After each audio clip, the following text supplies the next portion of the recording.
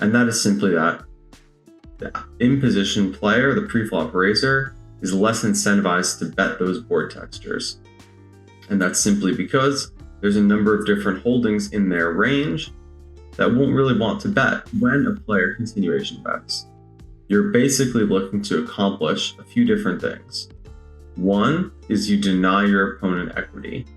So on a board like deuce-deuce-3, you can bet a larger portion of your range as the in-position player, even though the big blind can do a fair bit of check raising with all the hands that they can represent, being, hands like 6-2 suited and such that we won't be able to have.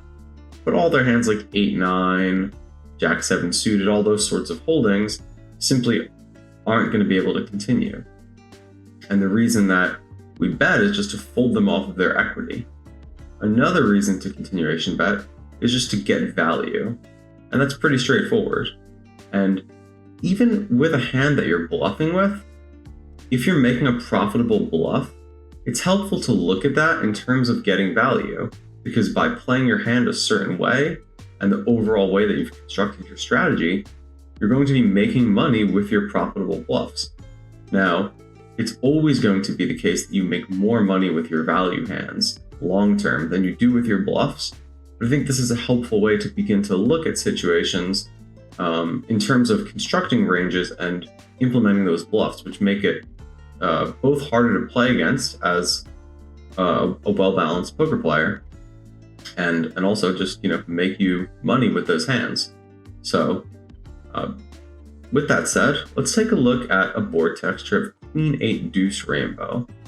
Now, I think it's helpful to look at these situations where, say, cutoff raises, big blind calls. I tend to use the example of the cutoff because it's not such a wide range like a button range, and it's not so tight like an earlier position range.